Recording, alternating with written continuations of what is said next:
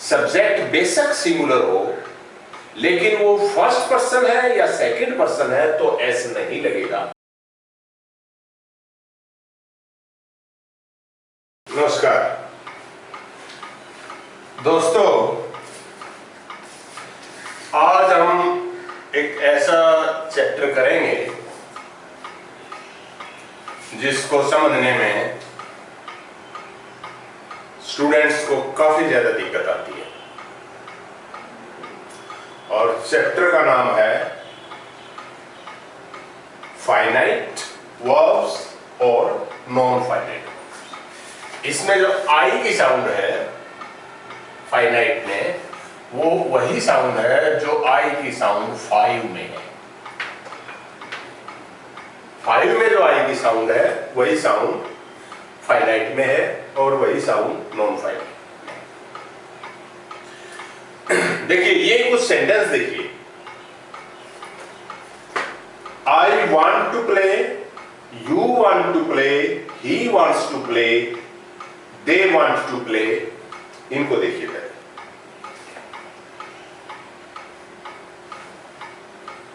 Verb want, want माने चाहना। दूसरे वर्ब प्ले, प्ले माने खेलना। दो वर्ब है इस सेंटेंस में, एक ही सेंटेंस में दो वर्ब है। इसमें भी, इसमें भी, इसमें। और आपने देख लिया होगा अब तक कि ये जो पहले वाली वर्ब है वांट, इसकी फॉर्म बदल रही है। एस लगा हुआ है, इसकी फॉर्म वही है play play play play, to play to play to play to. एक इसका मतलब वर्ब दो तरह की है, एक खास कैटेगरी से। एक तो वो वर्ब है, वर्ब का वर्ब न है, वर्ब नहीं है ये, बल्कि वर्ब के रूप है। वर्ब के रूप हिंदी में जैसे होते हैं, मैंने बताया था कि जो मेन वर्ब है वो है खेलना, और उसका रूप बनता है खेलता है, खेल रहे हैं, खेल चुके हैं, खेल चुका होगा। इस तरह से, इसी तरह से इंग्लिश में भी होता है। तो वांट का रूप बन गया वांट्स। यहां ये क्यों बना? क्योंकि वर्ब की ये जो पहली फॉर्म होती है, ये आपने प्रेजेंट इंडेफिनिट टेंस करते हुए देखा होगा कि इस का जो एग्रीमेंट है वो सब्जेक्ट के हिसाब से होना चाहिए। यानी सब्जेक्ट अगर सिंगुलर है तो भी फर्क पड़ेगा, और सब्जेक्ट के पर्सन पे भी फर्क पड़ेगा। यानी सब्जेक्ट बेशक सिंगुलर हो लेकिन वो फर्स्ट पर्सन है या सेकंड पर्सन है तो एस नहीं लगेगा। हाँ, थर्ड पर्सन का सिंगुलर है तो एस लगेगा, थर्ड पर्सन के प्लूरल पे भी एस नहीं लगेगा इसके अंत में। इसका मतलब इस वर्ब का रूप सब्जेक्ट के पर्सन के हिसाब से भी बदलता है और सब्जेक्ट के नंबर के हिसाब से भी बदलता है, सब्जेक्ट की संख्या के हिसाब से भी बदलता है और सब्जेक्ट के पर्सन के हिसाब से भी बदलता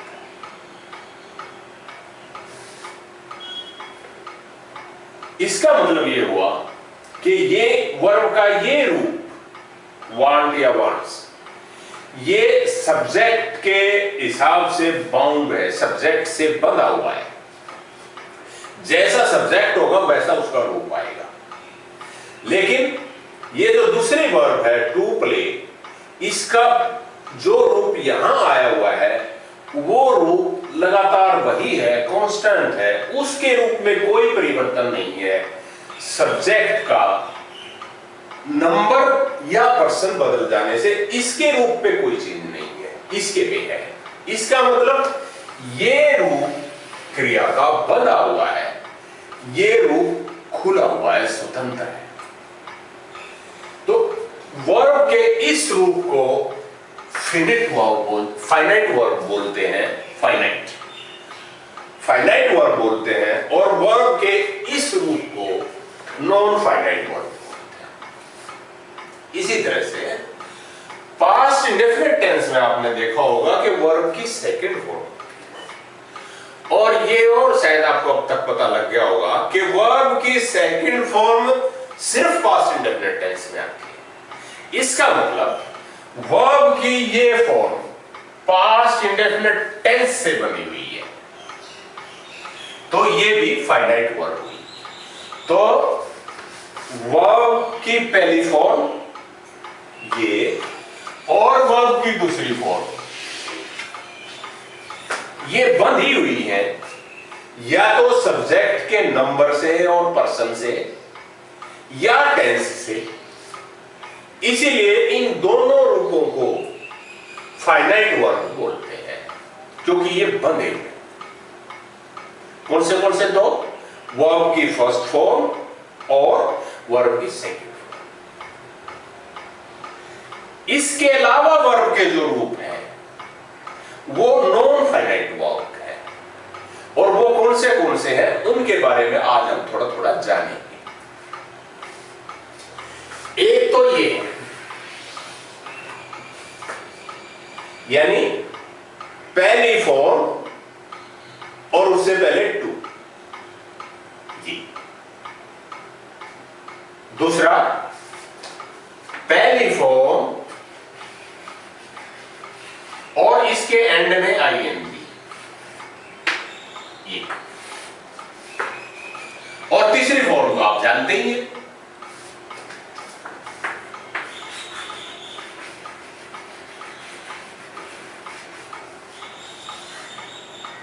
और आपको यह भी याद होगा कि जो वर्ब की चौथी फॉर्म है, या जो वर्ब के एंड में आईएनजी लगाने से जो फॉर्म बनती है, उसका प्रयोग कंटिन्यूअस और परफेक्ट कंटिन्यूअस टेंस में भी होता है। लेकिन ये सिर्फ उसी से बनी हुई हो ऐसा नहीं है, इनका प्रयोग इसके अलावा भी होता है, इसलिए ये नॉन फाइनाइट वर्ब। इसी तरह से वर्ब की थर्ड फॉर्म, इसका प्रयोग परफेक्ट टेंसेस में होता है, लेकिन इसका प्रयोग उसके साथ बंधा हुआ नहीं है। ऐसा नहीं है कि इसका प्रयोग सिर्फ परफेक्ट टेंसेस में होगा, इसके अलावा भी इसका प्रयोग होता है, इसलिए ये भी नॉन फाइनाइट वर्ब। तो नॉन फाइनाइट वर्ब तीन रूप वाली हुई। पहला, वर्ब के पहली फॉर्म से पहले टू लगा दो, इसको बोलते हैं इन्फिनिटिव।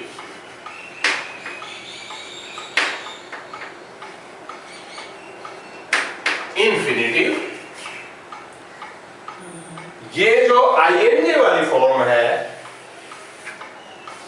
इसको बोलते हैं जिरंड।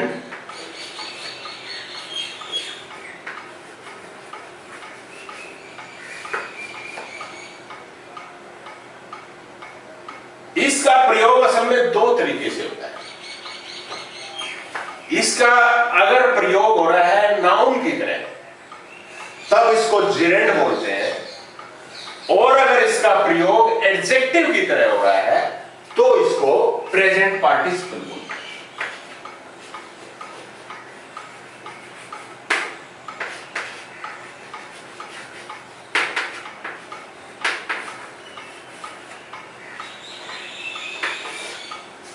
जिरेंड और प्रेजेंट पार्टिसिपल। इसका कब प्रयोग जिरेंड की तरह होगा, कब प्रयोग प्रेजेंट पार्टिसिपल की तरह होगा, और क्या उसमें भेद है, वो सब भी हम बाद में आपको बताएंगे। पर पहले ये बता दें कि प्लेइंग यानी वर्ब के आगे, वर्ब के एंड में आईएनजी वाली जो फॉर्म है, उसका दो तरह से प्रयोग होता है। या तो वो नाउन की तरह प्रयोग होगी, उस फॉर्म में हम उसको जिरेंड बोलते हैं, या वो एडजेक्टिव की तरह प्रयोग होगी, उस फॉर्म में उसको हम प्रेजेंट पार्टिसिपल बोलते हैं। और ये प्रयोग कंटिन्यूअस टेंस में जो वर्ब की तरह प्रयोग होता है उसके अलावा है। थर्ड फॉर्म, थर्ड फॉर्म का प्रयोग एडजेक्टिव की तरह होता है, विशेषण की तरह होता है, यानी वो नाउन को क्वालिफाई करती है, और उस स्थिति में इसको हम पास्ट पार्टिसिपल बोलते हैं।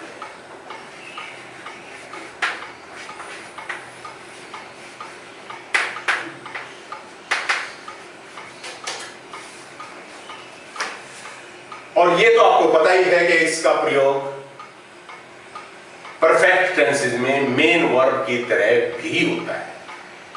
तो इसके दो प्रयोग हुए, इसके तीन प्रयोग हुए, और इसका एक प्रयोग तो हुआ, ये कभी कभी सेंटेंस का सब्जेक्ट होता है, और कभी कभी ये जो मेन वर्ब है सेंटेंस में उसका कॉम्प्लीमेंट होता है, यानी उसको पूरा करता है। अब आइए देखिए इनका अलग अलग प्रयोग देखिए कि क्या होता है, कैसे होता है। सबसे पहले लेते हैं इन्फिनेटिव। इन्फिनेटिव का जैसे मैंने अभी अभी बताया रूप होता है टू प्लस वर्ब की पहली फॉर्म। इसका प्रयोग, पहला प्रयोग मेन वर्ब का कॉम्प्लीमेंट। कुछ वर्ब्स ऐसी होती हैं कि जिनका अपने आप में कोई अर्थ नहीं निकलता। जैसे अगर यहां से ये हटा दिया जाए, आई वॉन्ट, मैं चाहता हूं, उसका कोई सेंस नहीं है। आई वॉन्ट व्हाट, मैं क्या चाहता हूं, उसके आगे कुछ बताना पड़ेगा कि मैं क्या चाहता हूं, व्हाट डू आई वॉन्ट। तो इसके आगे बनेगा I want to play, I want to read, I want to sing, I want to give, I want to eat, I want to drink। तो ये जो want के बाद जो लगे हैं, to drink, to eat, to play, to sing, to say something, ये सब कॉम्प्लीमेंट है, यानी इसको पूरा करते हैं, इस मेन वर्ब के पूरक है ये, इसीलिए ये इन्फिनेटिव है। तो इन्फिनेटिव का एक कार्य ये है कि ये मेन वर्ब के काम को पूरा करता है, उसमें अर्थ डालता है। तो it works as a complement to the main verb of a sentence. So in that sense it is called complement of the main verb. So it is one of the uses of infinitive. The second use is that it acts as a subject in a sentence. Like, to play chess is not an easy job. Here, let me write it.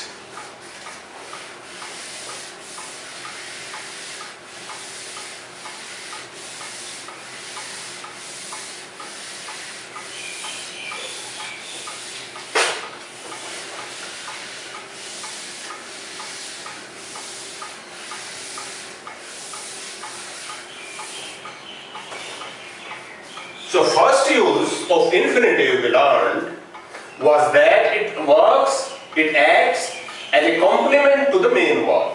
Like, I like to sing. So this word to sing, it adds to the meaning of like. What do I like? I like to sing.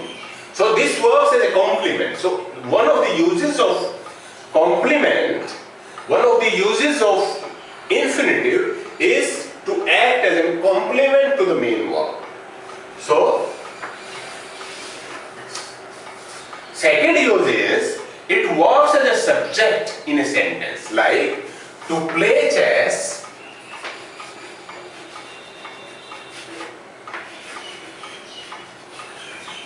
is not easy. Chess खेलना आसान नहीं है, यानी subject हुआ ये to play, खेलना, यहां पर इसने सब्जेक्ट का काम किया। लेकिन जब आप हिंदी में बोलते हैं ना, देखिए हिंदी में ये सब ओरिजिनल शब्द की तरह होता है, ओरिजिनल जो क्रिया होती है, खेलना। चेस खेलना आसान नहीं है, तो खेलना आया, उसका खेलना का रूप कुछ नहीं बदला है।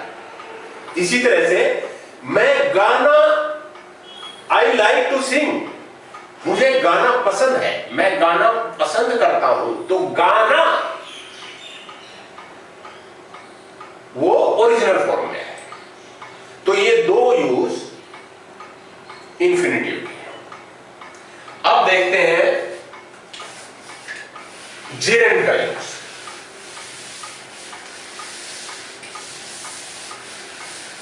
जेरेंड का रूप मैंने अभी बताया था कि वर्ब की फर्स्ट फॉर्म प्लस आईएनजी, जैसे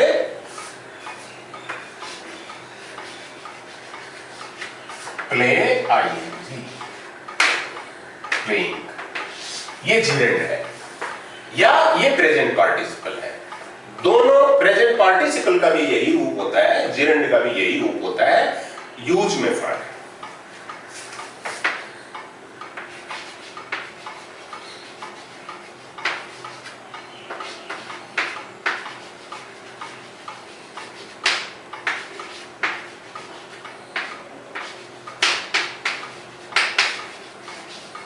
देखिए जेरेंड में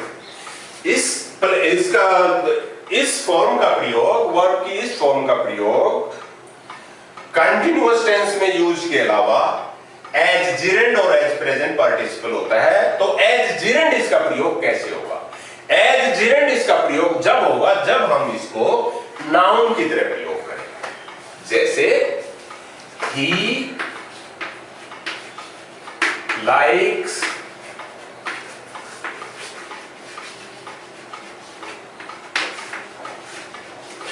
प्लेइंग हॉकी,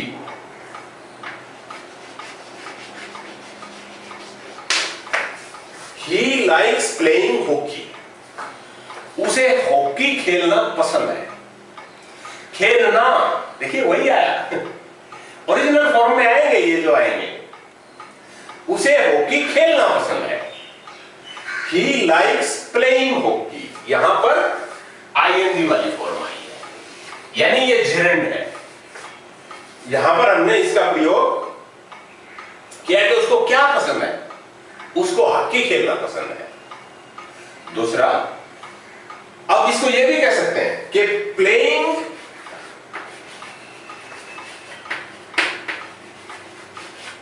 हॉकी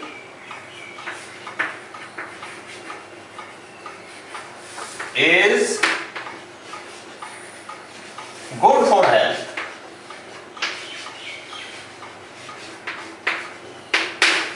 जैसे यहां पर हमने लगाया था, उसमें इंफिनिटिव लगाया था, to play chess is not easy, उसकी जगह हम ऐसा भी लिख सकते हैं, playing chess is not easy.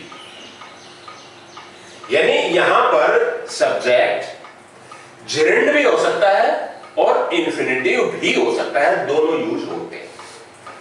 तो यहां पर ये सब्जेक्ट की तरह प्रयोग हुआ नाउन, और यहां पर ये नाउन ऑब्जेक्ट की तरह प्रयोग हुआ। उसको क्या पसंद है? उसको हॉकी खेलना पसंद है। ही लाइक्स प्लेइंग हॉकी, यानी जेरेंड का यूज नाउन की तरह है, इसमें वो नाउन ऑब्जेक्ट बना है और इसमें वो नाउन सब्जेक्ट बना है, तो ये जेरेंड का यूज है। अब देखिए इस फॉर्म का यूज प्रेजेंट पार्टिसिपल की तरह कैसे?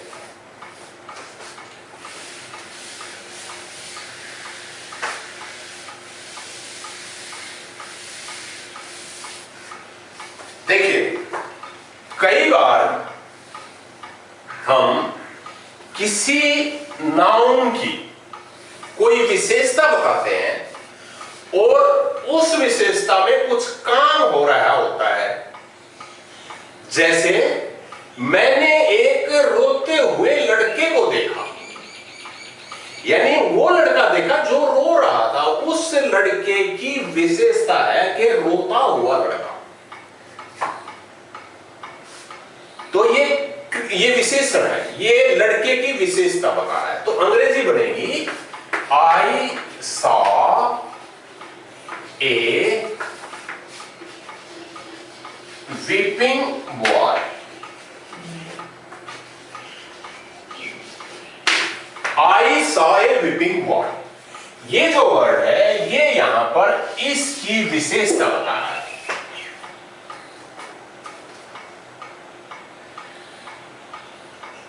You can see falling leaves.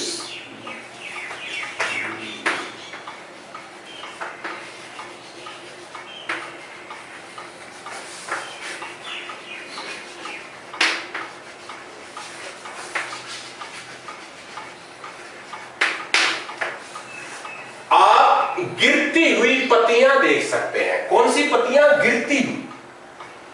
तो ये फॉलिंग आ गया यहां पर, ये एडजेक्टिव है, ये विशेषण है। तो इस फॉर्म का ये यूज ये प्रेजेंट पार्टिसिपल की तरह है, यहां इसको प्रेजेंट पार्टिसिपल बोलते हैं।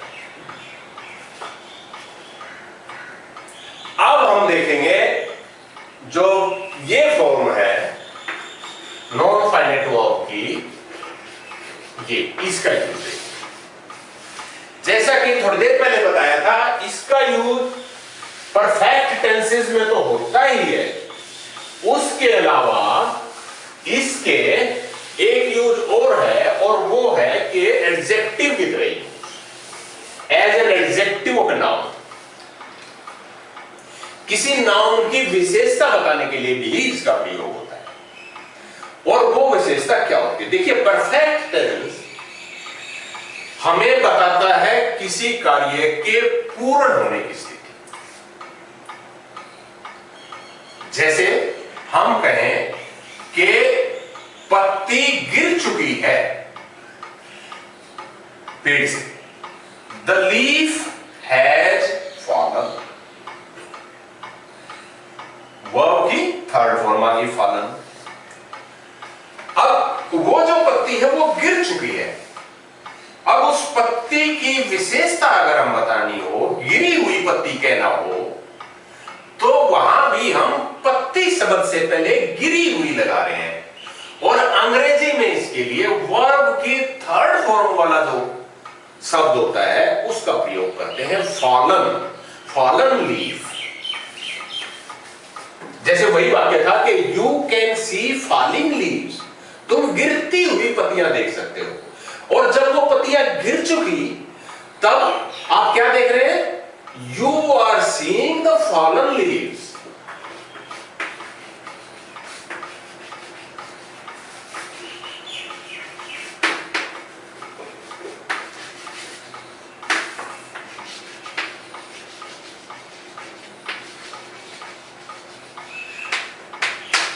Fallen leaves. इसी तरह से मेरे पास चुराया हुआ धन नहीं है, यानी वो धन जो चुराया हुआ हो, अंग्रेजी बनेगी I do not have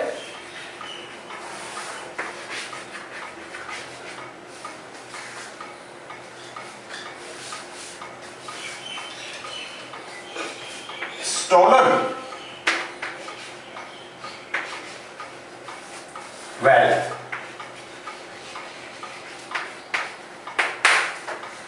I do not have, नहीं, stolen, stolen में तो ए कहलाएगा, सॉरी।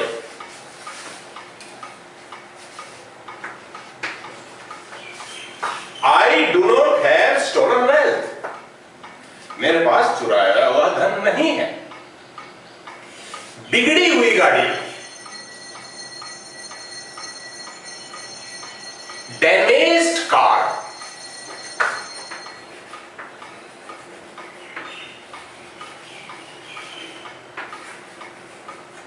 damaged car, विद्वान पुरुष, यानी जो बहुत कुछ सीख चुका है। सीखने की अंग्रेजी होती है लर्न, उसकी थर्ड फॉर्म लर्नेड।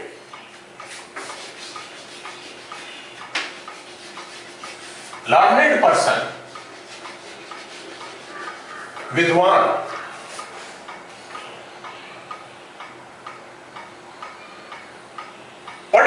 पढ़े लिखे पेरेंट्स, एजुकेटेड पेरेंट्स,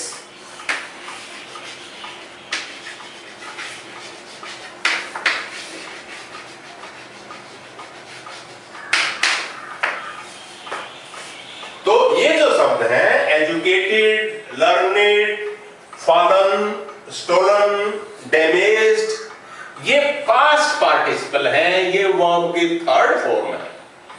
लेकिन यहां पर इनका प्रयोग परफेक्ट टेंस में होने की बजाय एक नाउन के विशेषता बताने के लिए हो रहा है। जैसे एजुकेटेड ये पेरेंट्स की विशेषता बता रहा है, लर्नेड पर्सन की विशेषता बता रहा है, फॉलन लीव्स की विशेषता बता रहा है, स्टोलन वेल्थ की विशेषता बता रहा है, और डैमेज्ड कार की विशेषता बता रहा है। ये हुआ पास्ट पार्टिसिपल। तो इस तरह से आज हमने सबसे पहले ये सीखा कि फाइनाइट वर्ब क्या होती है। फाइनाइट वर्ब वही होती है जिनका रूप सब्जेक्ट के पर्सन के हिसाब से या उसकी नंबर के हिसाब से बदले या उसका प्रयोग टेंस के हिसाब से हो और टेंस के हिसाब से बदल जाए। यानी वर्ब की फर्स्ट फॉर्म और वर्ब की सेकंड फॉर्म ये फाइनाइट वर्ब है, ये बंधे हुए हैं, इनका प्रयोग उनके साथ बंधा हुआ है सब्जेक्ट के नंबर, पर्सन या टेंस के साथ। नंबर, पर्सन या टेंस, तीन ही शब्द आपको याद रखने की जरूरत नहीं है। वैसे ये कहीं इस तरह के क्वेश्चन नहीं आएंगे। क्वेश्चन जो आएंगे वो आएंगे कि आपने देखना है कि आपने कहीं फॉलन की जगह फॉलिंग तो नहीं लगा दिया या टू प्ले की जगह प्लेइंग तो नहीं लगा दिया। वो हम करेंगे, अगली वीडियो में करेंगे कि वो फर्क आपने कैसे देखना है। लेकिन फिलहाल हम आपको बता रहे थे कि आज हमने क्या किया। आज हमने किया था कि फाइनाइट वर्ब क्या होती है। फाइनाइट वर्ब वो होती हैं कि जिनका यूज नंबर, पर्सन या टेंस के हिसाब से बदले, बंध आ रहे, उनके साथ बंध आ रहे। और नॉन फाइनाइट वो होती हैं जिनका प्रयोग अनलिमिटेड हो, जिनका प्रयोग सिर्फ नंबर, पर्सन या टेंस से ना बंधा हुआ हो। और वो तीन है, एक इंफिनिटिव, दूसरा जेरेंड और तीसरा पार्टिसिपल। पार्टिसिपल में हमने देखा कि दो पार्टिसिपल है। लाइए इनको लिख के भी समराइज कर दो।